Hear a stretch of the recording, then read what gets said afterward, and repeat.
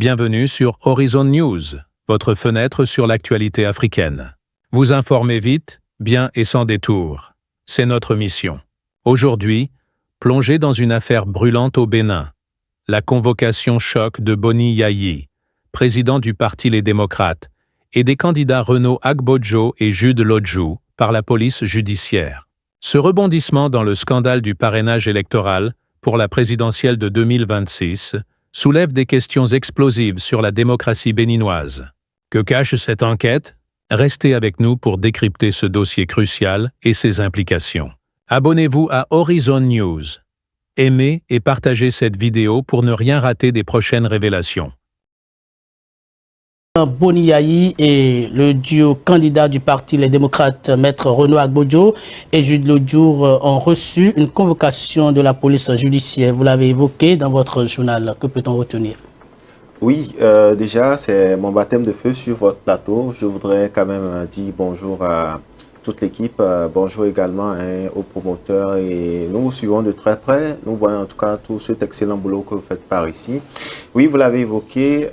Ceci dit, dans les colonnes de notre journal, sinon pour être plus précis, nous en avions fait cas. Justement la une de notre quotidien, parce que c'est l'actualité du moment. Oui, aujourd'hui, mercredi, on sait que à la veille déjà, hier mardi, le chef justement de ce parti politique-là, les démocrates, en la personne de M. Thomas Boni Yayi, a été convoqué comme, on va dire, les deux candidats, justement, Renaud Agbojo et puis son colistier Jude Lodjou. Alors, de quoi s'agit-il concrètement, qui est bien malin qui pourra le dire, mais de notre regard d'analyste de ces recoupements-là que nous avions pu faire, ce serait sans doute, on attend quand même dans les toutes prochaines heures, parce que on a d'autres éléments d'information qui nous prouvent à suffisance que la réalité ne serait pas sans doute loin de là. Parce qu'avant d'entrer dans vos studios, il y a quelques minutes, on a pu écouter justement les deux avocats qui ont été envoyés par justement ce parti politique-là, l'avocat justement de l'ancien président Thomas Boni Yayi, et puis justement les avocats de Maître Renaud Agbojo et puis de son colistier Jude Lodjou. Alors, de quoi s'agit-il concrètement? Des recoupements que nous avions, c'est que vous vous souvenez sans doute, Romaric Dossa, on va dire, cette 28e fiche de parrainage de l'affaire aujourd'hui devenue Sogino Gate. Je veux parler justement de Michel Sogino qui leur aurait intenté un procès. Ou qui, en tout cas, a déposé une plainte, on va le dire dans ce sens-là, pour qu'il puisse, disons, venir justifier pourquoi sans son aval, la 28e fiche de parrainage aurait été déposée au soir de ce vendredi-là. De toute façon, on attend dans les prochaines heures la tournure que prendra cette actualité-là. Mais de toute évidence, on peut déjà être sûr de ce que la justice a souhaité que ce soit les concernés eux-mêmes qui puissent venir dire concrètement, sinon venir se justifier.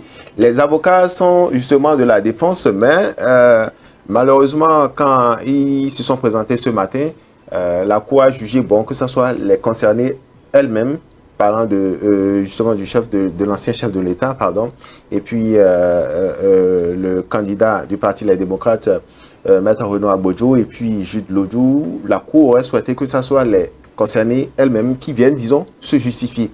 Certainement, nous, ce ne sont que, disons, des analyses nous faisons sur ce plateau. Certainement qu'ils ont également leur réponse. Ils ont des éléments d'appréciation qui prouvent à suffisance que peut-être un des leurs n'a peut-être pas le droit, disons, de se plaindre dans ce sens. De toute façon, ce qui importe ici, c'est la tournure que prend justement cette actualité, si vous permettez. La tournure que prend cette actualité, parce que, je crois, je l'ai dit quelque part sur un autre plateau, on aurait pu nous éviter tout ceci, parce que tout ceci entre en ligne de compte d'une guéguerre qui ne dit pas son nom et dénote d'un malaise profond au sein de ce parti politique-là. Vous voyez, bon, on se demande finalement tout ça pour ça. Tout ça pour ça parce que quand vous voyez la façon dont les primaires ont été lancées au sein de ce parti politique-là, finalement 34 dossiers de candidature. Moi, je me pose la question de savoir, est-ce que, quand je prends le cas du colistier Jude Lodjou, était-il inscrit dans la liste? Ce sont des interrogations. Maître Renaud Agbojo, est-ce que c'était lui qui était pressenti pour, disons, est-ce qu'il fait le choix de l'unanimité?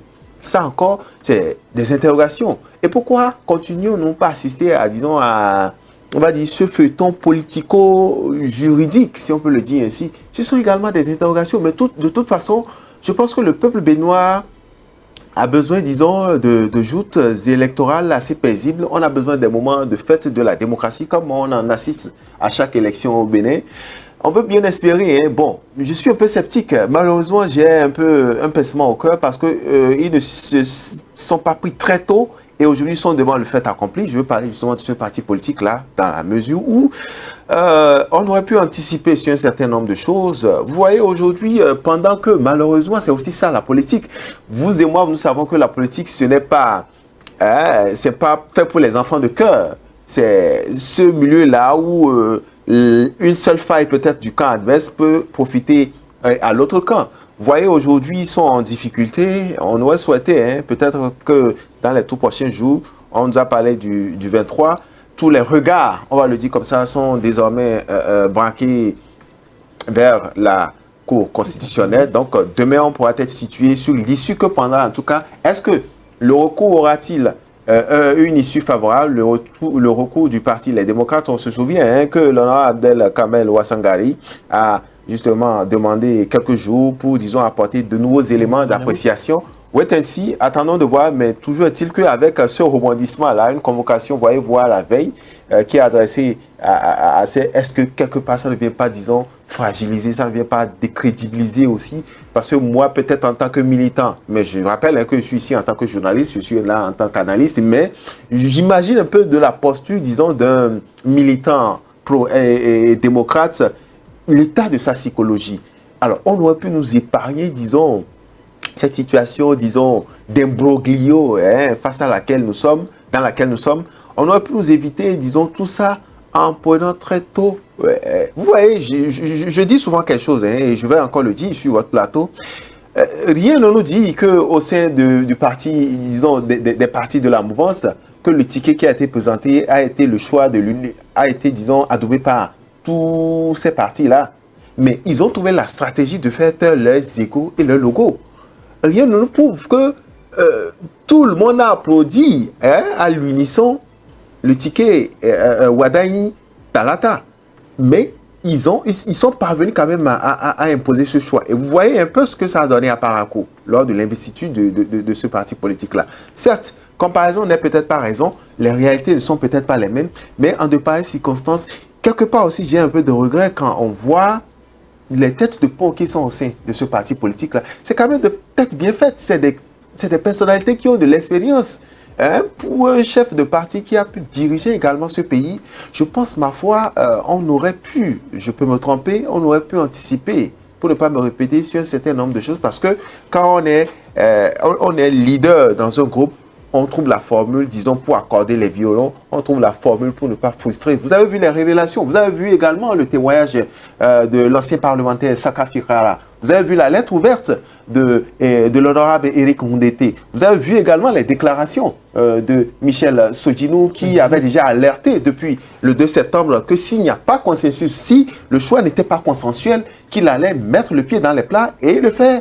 Bon, peu ou prou, d'une manière ou d'une autre, selon les positions, peut-être si bien ou peut-être si mal, ça dépend des positions. Mais de toute façon, la Cour va trancher demain. Tous les regards sont donc braqués vers cette Cour constitutionnelle-là qui va dire le droit. On veut espérer, comme on le dit, sont les 7 sages de la Cour.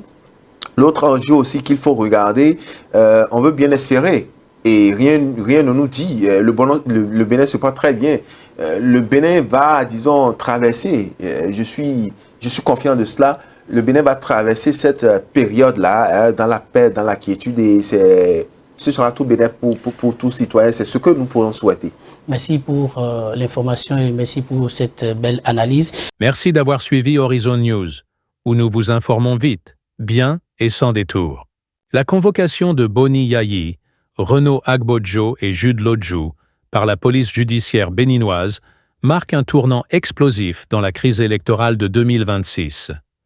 Ce rebondissement, lié au scandale du parrainage, interroge la vitalité de la démocratie au Bénin. La Cour constitutionnelle rendra-t-elle justice à l'opposition? Partagez votre avis en commentaire. Cette enquête fragilise-t-elle la confiance dans le processus électoral? Pour ne rien manquer de nos analyses, abonnez-vous à Horizon News, aimez et partagez cette vidéo.